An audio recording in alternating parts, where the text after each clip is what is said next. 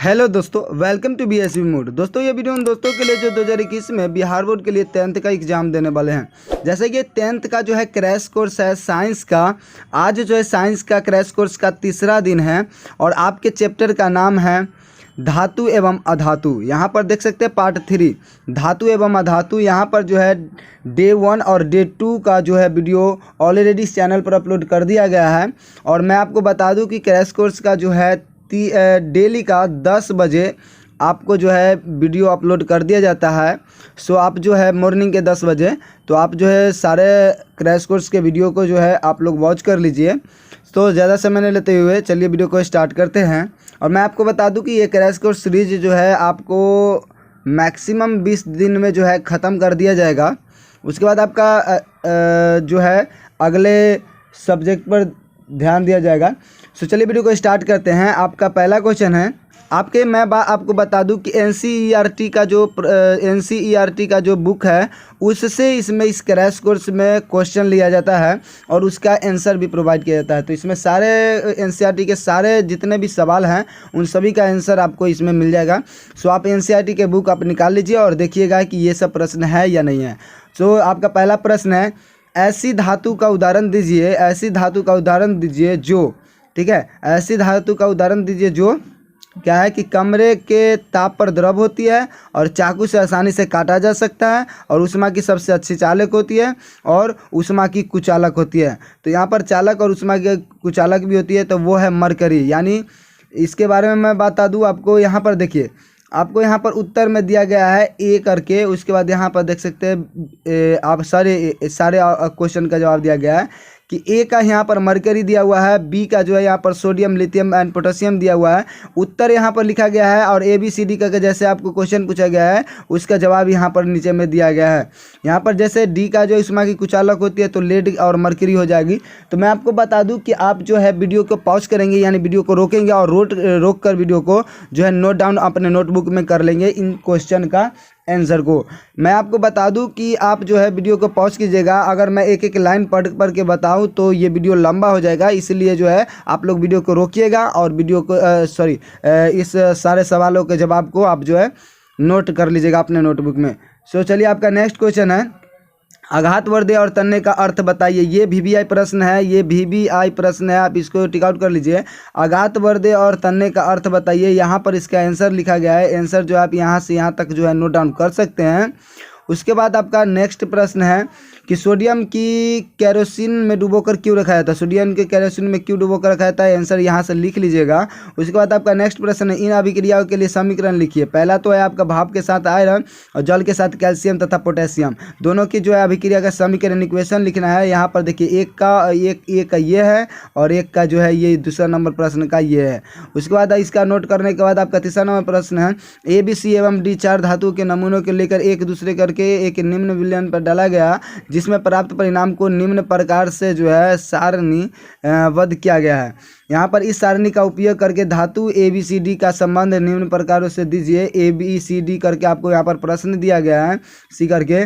तो यहाँ पर जो है उसके बाद आपका नेक्स्ट प्रश्न है अभिक्रियाशील धातु को तनु हाइड्रोक्लोरिक अम्ल में डाला जाता है तो कौन सी गैस निकलती है। आयरन के साथ तनु H2O रासायनिक अभिक्रिया लिखिए। तो यहाँ पर इसका आंसर देखिए कि कितना शॉर्ट है, यहाँ तक जो है आपको लिख लेना है। उसके बाद आपका नेक्स्ट प्रश्न है जिंक को आयरन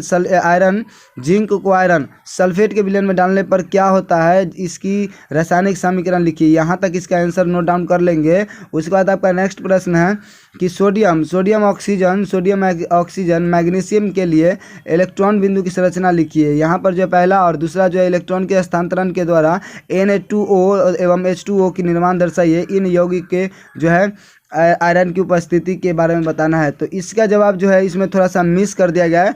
इसका जवाब मैं आपको जो है अगले वीडियो में बता दूंगा। तो यहाँ पर जो इसमें नहीं टाइप किया गया है। उसके बाद आपका नेक्स्ट प्रश्न है कि जिस प्रश्न का जो है इसमें नहीं टाइप किया गया है उसको मैं अगले वीडियो में बता दूंगा। आयनिक यौगिक का गलनांक उच्च क्यों होता है? आयनिक यौगिक का गलनांक यानी मेल्टिंग पॉइंट क्यों हाई होता है, उच्च होती है? तो इसको यहाँ से आपको जो है आंसर इसका टाइप कर लेनी है, आपके नोटबुक में नोट डाउन कर लेनी है। निम्न पदों को जो है परिभाषित कीजिए। खनिज, अयस्क और गैंग, बहुत इंपॉर्टेंट प्रश्न है, ये VVI प्रश्न है। यहाँ पर जो इसको परिभाषित करना है और देखिए ABCD करके खनिज का यहाँ पर दिया गया है और यहाँ पर अयस्क का दिया गया और गैंग का, तीनों का जो है परिभाषा यहाँ पर दिया गया है, इसको नोट डाउन कर लेंगे। उसके बाद आपका नेक्स्ट प्रश्न है कि 2 धातुओं के नाम बताइए जो प्रकृति के मुक्त अवस्था में पाई जाती है। बहुत इंपॉर्टेंट प्रश्न है, तो यहाँ पर जो है इसका आंसर देख सकते हैं सोना और प्लैटिनम। उसके बाद आपका नेक्स्ट प्रश्न है जिंक, मैग्नीशियम एवं कॉपर के धात्विक ऑक्साइड के निम्न धातुओं के साथ गर्म किया जाता है, इस स्थिति में विस्थापन की अभिक्रिया घटित होती है। सो इसका भी जवाब मैं आपको अगले वीडियो में दे दूंगा। तो कौन सी धातु आसानी से सुरक्षित नहीं होती है? तो सोना, प्लैटिनम और चांदी। उसके बाद आपका नेक्स्ट प्रश्न है कि मिश्र धातु क्या होते हैं? मिश्र धातु क्या होते हैं, इसका आंसर यहाँ पर आप देख सकते हैं। उसके बाद आपका नेक्स्ट प्रश्न है निम्न में से कौन सा युगल विस्थापन अभिक्रिया प्रदर्शित करता है? ABCD करके आपको दिया गया है और इसका आंसर यहाँ पर दिया गया D, यानी ऑप्शन D करेक्ट हो जाएगा। उसके बाद आपका नेक्स्ट प्रश्न है लोहे की फ्राइंग पैन को जंग से बचाने के लिए निम्न में से कौन सी विधि का उपयोग करते हैं? तो जिंक की परत चढ़ाकर, यानी ऑप्शन C इसका करेक्ट हो जाएगा। उसके बाद आपका नेक्स्ट प्रश्न है कोई धातु ऑक्सीजन के साथ अभिक्रिया करके उच्च गलनांक वाली यौगिक निर्मित करता है। यौगिक जल के विलय और तत्व क्या हो सकता है क्या? तो ये तत्व का हो सकता है कैल्शियम, यानी आपका जो है ऑप्शन A करेक्ट हो जाएगा। उसके बाद आपका नेक्स्ट प्रश्न है खाद्य पदार्थ के वेफ डिब्बों पर जिंक की बजाय टिन का लेप चढ़ाया जाता है, क्यों? क्योंकि टिन के अपेक्षा जो जिंक जो है अधिक अभिक्रियाशील होती है, यानी टिन की अपेक्षा अधिक जो है अभिक्रियाशील होती है जिंक, यानी ऑप्शन C करेक्ट हो जाएगा। उसके बाद आपका नेक्स्ट प्रश्न है कि आपको एक हथौड़ा, बैटरी, बल्ब, तार के निम्न स्विच दिया गया है, यानी ABCD करके A B दिया गया है और A का यहाँ पर देख सकते हैं आपको दिया गया है। A का जो है डायग्राम बनाकर 1 2 3 करके दिया गया है, आंसर लिख दिया गया है, ये A का, ये दोनों A का है।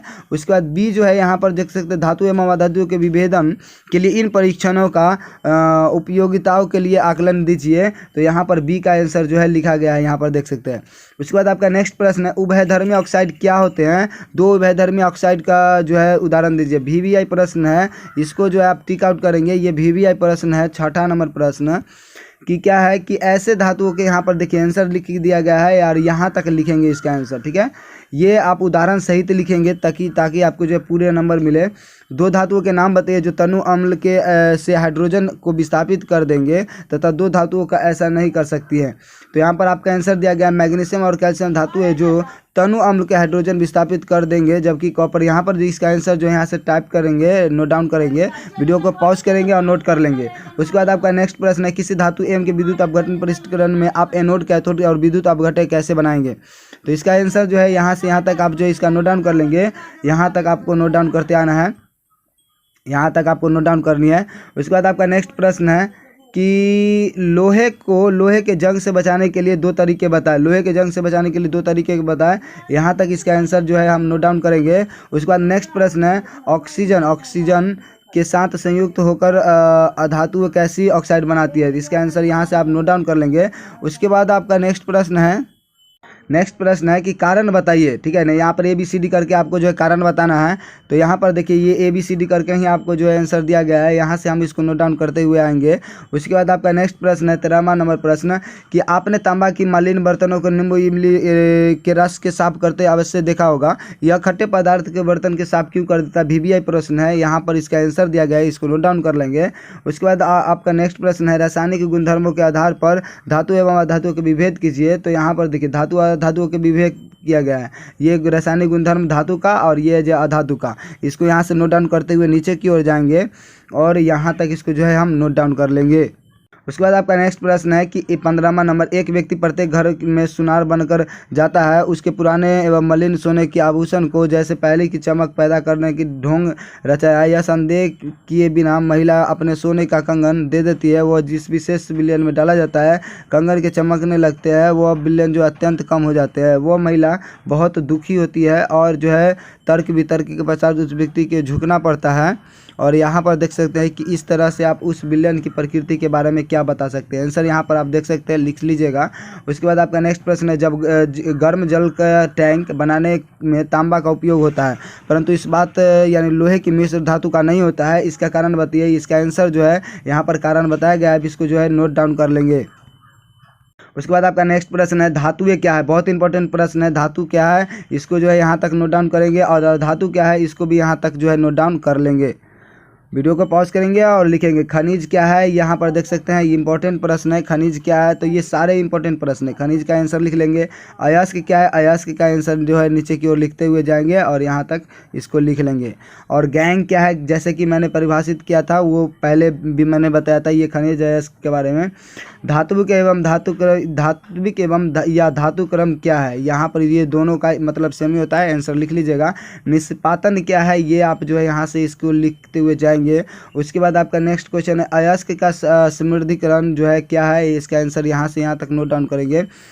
उसके बाद आपका नेक्स्ट प्रश्न है, भर्जन क्या है, भर्जन का यहाँ से यहाँ तक लिखेंगे। उसके बाद धातु का पृष्ठकरण क्या है, धातु का पृष्ठकरण कितनी विधियाँ हैं, यहाँ पर देखिए क्या है और पृष्ठकरण कहलाता है, यहाँ पर लिख लीजिएगा। 4 विधियाँ हैं, यहाँ पर चारों विधियाँ यहाँ पर लिख दिया गया है उसका। उसके बाद आपका नेक्स्ट प्रश्न है, धातु का संक्षरण क्या है, वीवीआई प्रश्न है, वीवीआई प्रश्न है, इसको जो है यहाँ तक जो है नोट डाउन करेंगे।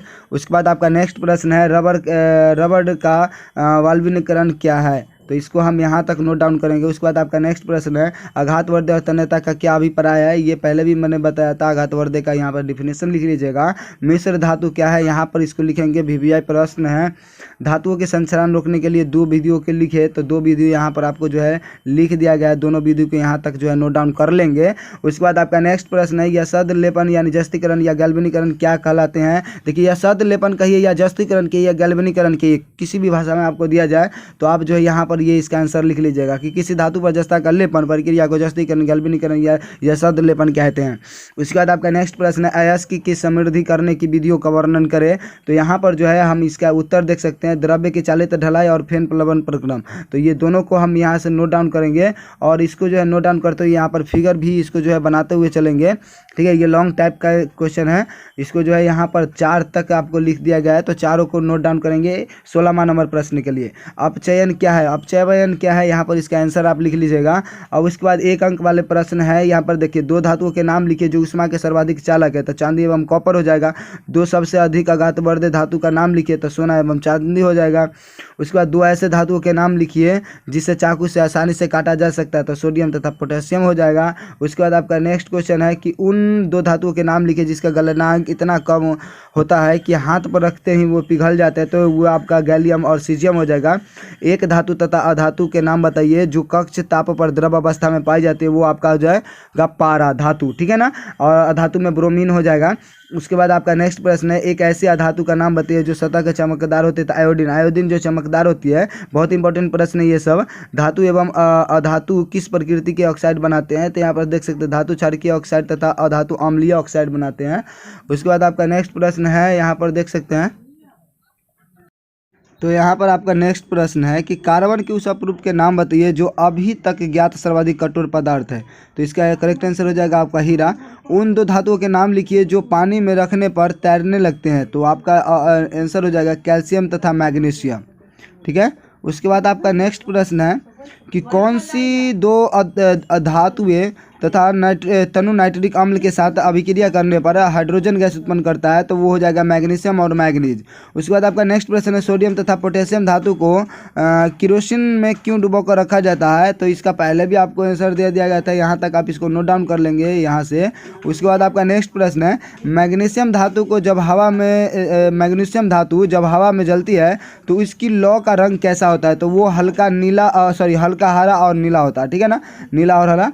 उसके बाद क्या है, 2 धातुओं के नाम बताइए जो पानी में अभिक्रिया नहीं करती लेकिन भाप में अभिक्रिया करती है, तो एल्युमिनियम और आयरन, यानी आपका ये इसको जो है आप नोट डाउन कर लीजिएगा। उसके बाद आपका नेक्स्ट प्रश्न है, सोडियम क्लोराइड में किस प्रकार का आबंध होते हैं, तो वो आयनिक आबंध होते हैं, ठीक है। सोडियम क्लोराइड में जो है किस प्रकार का आबंध होता है, आयनिक आबंध होते हैं। उसके बाद आपका नेक्स्ट प्रश्न है, निम्न रासायनिक अभिक्रिया में अपचय का नाम बताइए, तो यहाँ पर Fe2O3 प्लस Al और प्रोडक्ट में आपका Al2O3 प्लस Fe बन जाएगा। उसके बाद बाद आपका या यहाँ पर देख सकते हैं ये आपका जो है रिएक्शन दिया गया है और ये इसका जो आप चाय का नाम बताना है तो इसका करेक्ट आंसर हो जाएगा आपका एल्युमिनियम।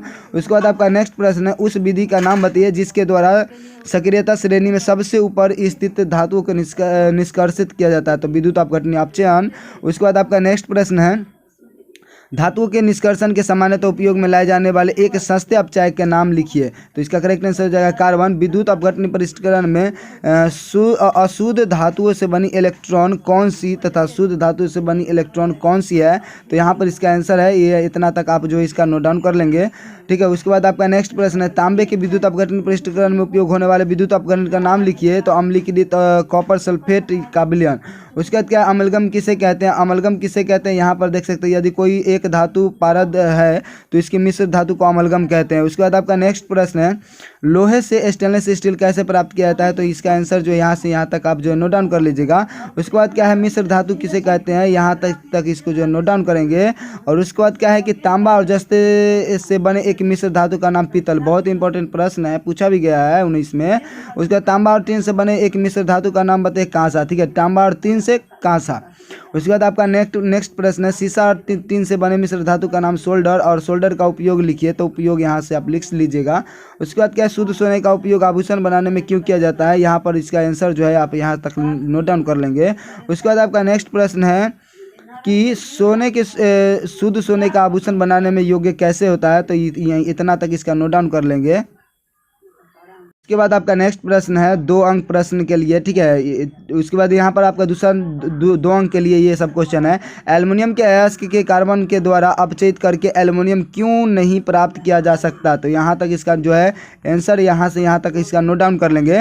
उसके बाद आपका नेक्स्ट प्रश्न है सक्रियता श्रेणी के मध्य में आने वाली धातुओं का निष्कर्षण कैसे किया जाता है, तो इसका जो है आंसर यहाँ से यहाँ तक नोट डाउन करेंगे। उसके बाद क्या सक्रियता श्रेणी के नीचे आने वाली धातुओं के अयस्क का निष्कर्षण कैसे किया जाता है, इसका जो है गर्म करके यहाँ तक इसका आंसर लिख लेंगे। स्टेनलेस स्टील के 2 गुण को लिखिए, इसको बनाने के कार्बन को क्यों मिलाया जाता है, तो इसको जो है यहाँ से हम नोट डाउन करेंगे और नोट डाउन कर लेंगे। उसके बाद आपका नेक्स्ट प्रश्न है कि एक तत्व ए ऑक्सीजन के साथ अभिक्रिया करने पर ऑक्साइड बनाता है जिसका पानी में विलयन लाल लिटमस को नीला कर देता है और तत्व ए धातु का या अधातु है, तो यहाँ पर इसको जो है हम यहाँ तक लिख लेंगे। उसके बाद आपका नेक्स्ट प्रश्न है क्या अधिकांश धातु नाइट्रिक अम्ल के साथ अभिक्रिया करके हाइड्रोजन उत्पन्न करती है, तो यहाँ पर जो है नहीं करके और क्यों नहीं करती है यहाँ पर से इसका आंसर लिख लेंगे। उसके बाद क्या है आपका नेक्स्ट प्रश्न है कि सोडियम क्लोराइड का क्वथनांक उच्च होता है क्यों, तो यहाँ पर लिख लेंगे क्यों होता है। उसके बाद आपका नेक्स्ट प्रश्न है कि आयनिक यौगिक का गलनांक उच्च क्यों होता है, तो आयनिक यौगिक का गलनांक क्यों होता है, यहाँ तक इसका आंसर लिख लेंगे। उसके बाद आपका नेक्स्ट प्रश्न है आयनिक यौगिक ठोस कठोर क्यों होते हैं, तो यहाँ पर जो धन एवं ऋण के बीच के मजबूत आकर्षक बलों के कारण आयनिक यौगिक ठोस एवं कठोर होते हैं।